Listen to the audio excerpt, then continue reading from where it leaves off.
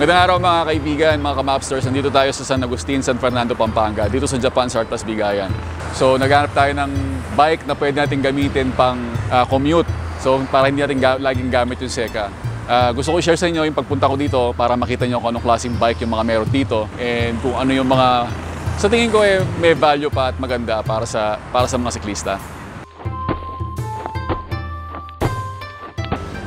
So dito may mga road bike sila. Itong mga road bike ito, typical na makita sa Japan, yung mga Angkor. Tapos dito ang nakakita ng atensyon ko, itong Cannondale F500. So itong F500 sa presyo nila ng 16,000, I think okay lang. Ang makaka-appreciate nito is yung mga nangongolekta ng bike, ng mountain bike. Ako kasi isang hinahanap ko rin dito is yung commuter bike. Kung alam niyo naman dati may commuter bike ako, pero ngayon naghanap ulit ako ng bagong commuter bike na pwede mong gamitin araw-araw, yung hindi ka matatakot na mawala or magkasgasan. Ito tong F500 na to, okay din kasi meron siyang suspension sa fork niya. Kung akala niyo wala siyang suspension, pero may suspension yan. Tapos naka-Diore na rin siya na shifters, although lumang model. Konting ayos lang, konting ano lang, pwede na rin to. I think for its price, okay lang. Magagamit na siya ng maayos compared sa ibang bisikleta na bago pero sobrang hindi maganda yung mga parts niya. Ito naka-Diore XT na RD na rin pala siya. Sunod dyan nakita kong katabi niya is itong Giant na Warp. Ito full suspension to. Usually dati, pwede mo nang pang off-road talaga to, pang trail. Pero kung mapapansin nyo, medyo outdated na yung design niya. Karamihan ng mga bagong full suspension ngayon is hindi na ganito yung design nila. Medyo modern na yung mga design ngayon. Pero dati, sikat na sikat ng ganitong design. Itong katabi niya, ito yung medyo mas lower end na klase nung Giant Warp. Pero I think this is mga 20 years ago, maganda itong design na to. Ang presyo niya dito, 12,500. Would I buy it sa 12,500?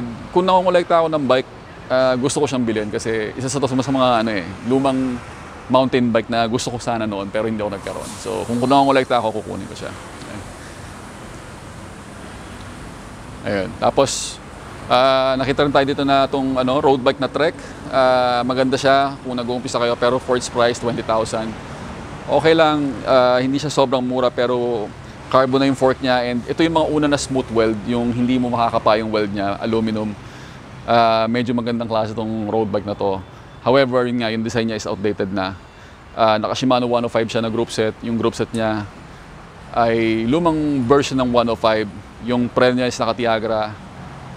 Magpe-perform ba na maganda to? Yes, sa tingin ko magpe-perform siya ng maganda kapag naayos siya. Siguro papalitan mo siya ng cables, papalitan mo siya ng mga kadena, totono mo siya. Okay pa siya. Siguro maganda rin kung malalagyan mo siya ng magandang carbon na wheelset. Magpe-perform pa siya ng maganda. Yun nga lang, for its price, 20,000, tapos gagastos ka pa para gumanda pa yung performance niya. Yun yung katotohanan doon sa mga ganitong bike dito sa mga Japan Surplus. So dito yung mga mountain bike nila, mga iba pang commuter bike. Ito napansin ko for 14,000, specialized na rock hopper. Yung rock hopper, magandang klase yan. Ito yung sinauna naman ito na fork. Kung mapapansin nyo, hindi pa oversize yung manibela niya. Dahil classic na to medyo lumang design na. Pero for sure magpe-perform na maganda to. Naka-Diore na siya. Although B-brake, sa akin sa panahon ngayon sa mountain bike, syempre mas kailangan mong disc brake. Pero tumagal tong klaseng preno, okay naman siya. Mag-work siya na maayos. Napansin ko lang din yung frame niya is disc brake ready na sa likod. Pero naka-rim brake pa rin siya. Yung fork Manitou, yan yung mga orig na Manitou noon. For sure made in US yung mga ganyan. They have Giant OCR1. Ito common to sa mga Japan Surplus. Lagi nyo makikita itong Giant OCR1 na to. They also have Giant Defy for 18,000. Size small, Giant Defy 3. Pag Giant Defy 3, I think hindi pa carbon fork. Pag mga Giant, ang nare-recommend ako is yung mga Defy 2 and 1 kasi carbon na yung tinidor nila. Pero okay pa rin to. For its price, 18,000. Pwede na, pero I believe mas okay kung matatawaran niya ng konti. Dahil sa kondisyon niya, medyo kailangan na siyang i-restore pa. Pero yung design ng frame niya, familiar sa akin kasi naka-Giant Defy ako dati. They also have Trek ulit. And maraming Trek sa Japan Maraming Trek sa Japan Surplus kung makapansin nyo, kahit saan Japan Surplus.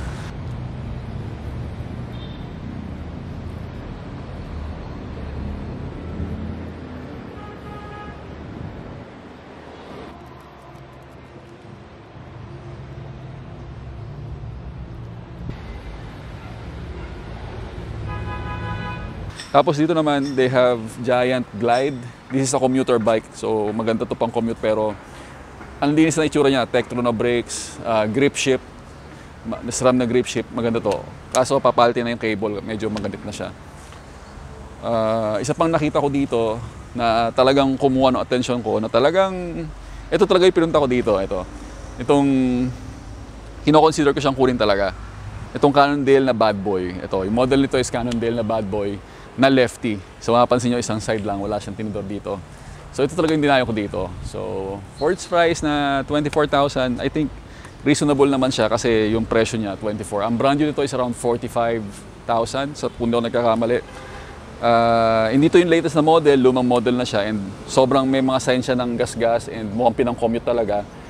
Hindi natin alam kung anong history ng bike, but since hindi naman siya carbon, okay siya pang commute para sa akin. So yung bigat niya okay lang, sakto lang.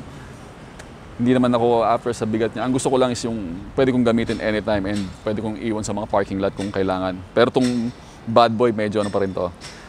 Pansinin pa rin to kasi wala siyang kalahati ng tinidor. So mapapansin pa rin siya sa mga parking lot. So medyo delikado pagka ganun. Baka mawala pa rin. Yeah. But anyway, ito nga yung talagang titingnan natin dito. Kung to makukuha natin ng around 15 to 18,000 siguro, bibilin ko to. Pero for 24,000, kung yun ang presyo nila, wala tayong magagawa. Ganun talaga. Ito, napansin ko rin to, itong dahon na mini belo na dahon, na folding din siya. Ayun. However, alam ko may damage siya sa head tube, may crack yung head tube niya. Ang price niya is 13,500. Okay, so dito naman, ito naman yung mga nakita ko na pwede kong gamitin. Itong Trek na hindi ko alam kung anong model nito. 7.4 nakalagay. Trek 7.4. Pwede siya pang commute, naka rigid fork na siya. Kaya okay siya talaga siya pang commute. Yun nga lang, gusto ko sana naka-disc brake na para mas madali siya i-service. Mas less yung maintenance niya. Although wala namang problema kung ano. For its price na 10,500, okay na okay to. Pasok na pasok sa presyo natin. Siyempre, content na naman. Itong content na to, Giant Defy 2, carbon na yung fork niya. Sa mga naghahanap ng entry-level na road bike, pwede to, pero kailangan nyo pang i-extend yung budget nyo kasi may mga papalitan sa kanya, like kadena, cables, kung gusto nyo siyang tumakbo ng maayos. Yun naman yung common na nakikita ko sa mga ganitong Japan surplus is kailangan yung palitan lagi yung kable, yung kadena, kasi mga tumigas na. Ito rin, isa pang Trek FX2. Commuter bike din siya. Kung makikita nyo, rigid fork. Ready siya lagyan ng mga racks. Ganitong klase yung hinahanap ko actually. 10.5 siguro, may less pa to. 1,000, 2,000. Ganun siguro madalas na magbibili na. Alright, so dito sa loob they have this, yung mga high-end nila. No? So yung mga price lines na umaabot ng 50,000 pataas nandito. They have Giant, Ridley, Anchor, Trek din. Dito yung mga full carbon nila. So mapapansin nyo sa taas, meron din mga bike na nakasabit na full carbon din. So dito, they have the Merida. Alam ko, gravel bike to eh. This is a gravel bike. 50-55 for 22,000 makukuha nyo. Wala siyang gulong, wala siyang true axle, wala siyang seat post. Tapos dito, ito interesting to kasi may size ko and time trial siya. So pan triathlon siya. Alam ko this is Trek Speed Concept. So size large to kasi 56 yung top tube niya. Tapos 53 yung seat tube. So ang presyo nila is around, ang SRP nila is 50,000. So okay lang. I hope walang damage kasi medyo komplikado lang dito is kailangan mo yung manibela niya. Yung pinaka base bar tsaka aero bar. So wala siyang kasamang ganun. Ayan. Meron din silang mga assorted na parts dito. Ayan, actually naka-sale nga 30% off yung accessories nila. Isa sa mga nakita kong interesting dito, tong Panaracer na digital gauge. Hindi ko lang alam kung gumagana, worth 150 pesos. Bira kasi to and mahal to kung gumagana. So wala siyang battery, so hindi natin alam kung gumagana. Ayan. Meron din silang mga iba't ibang klase ng sapatos. Meron nga silang CD rito. Ito, tong CD nito is pang triathlon. Ayan, T2 yung model niya. Pag pan-triathlon, isa lang yung strap. Ayan. And wala siyang dila. Yun ang ng pan-triathlon kasi basa yung paa, galing sa swim, papasok sa bike. So, ganito yung ginagamit. Ayan. And may mga butas sa gilid para lumabas yung tubig kung basa ka. So, ito yung pan-triathlon. 3,500 ang price niya. Tapos, ito pa isang interesting na nakita ko dito is itong size 49. So, ito yung laki, di ba? malaki pa sa ano. I wear size 46 kasi ako 6 yung height ko. Ito 49. So siguro ang magsusuot nito mga 6'4", ganyan. Ang size niya sa US, wala nakalagay. Ayun, sa US is 13.2 yung US size niya. So SPD siya, price niya is 2,200.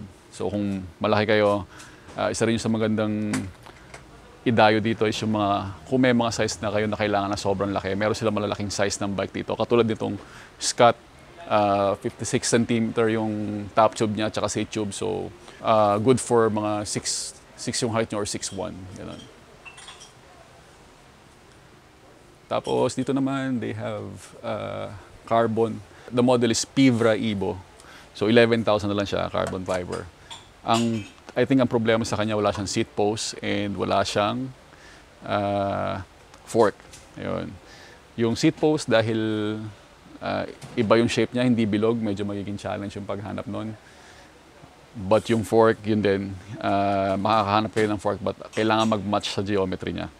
Sa akin, no, itong mga frame na to na ganito, ang isa pang purpose niya is kapag meron kayong indoor trainer, yung mga indoor trainer na direct drive, so hindi nyo kailangan siyang paandarin sa labas.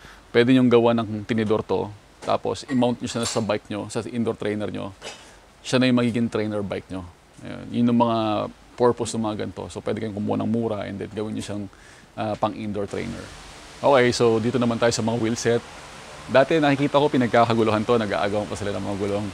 Sa ngayon yung mga gulong, wala naman masyadong kilalang brand, pero pang commuter okay pa rin itong mga to. Ito yung mga wheel set. May mga nakita akong okay na wheel set dito, like yung mga Shimano.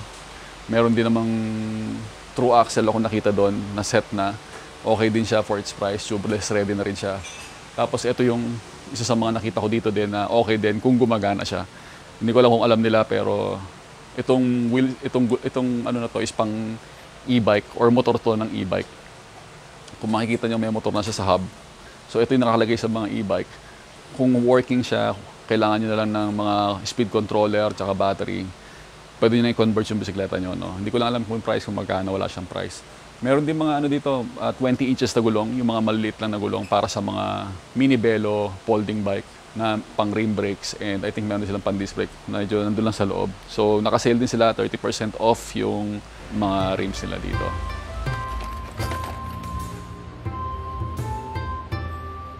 Alright, so that's it for our Japan Star Plus vlog. This is part 1. So abangan nyo yung part 2, no? Sa mga magtatanong kung nabili ko ba yung bike, hindi ko nabili yung bisikleta. So try natin balikan kung aabutan pa natin, maybe next time. Marami pa tayong nakita ng bisikleta dyan, iba't ibang klase pa. Sa part 2 ng video to, pag-usapan natin kung okay ba bumili ng ganitong klaseng bisikleta, ano yung mga dapat nyong asahan, ano yung mga kailangan nyo tingnan pag bibili nyo na yung bisikleta. So for now, yan na muna. Abangan nyo yung part 2 ng vlog na to. Thank you guys for watching. Don't forget to like and subscribe. Go vegan!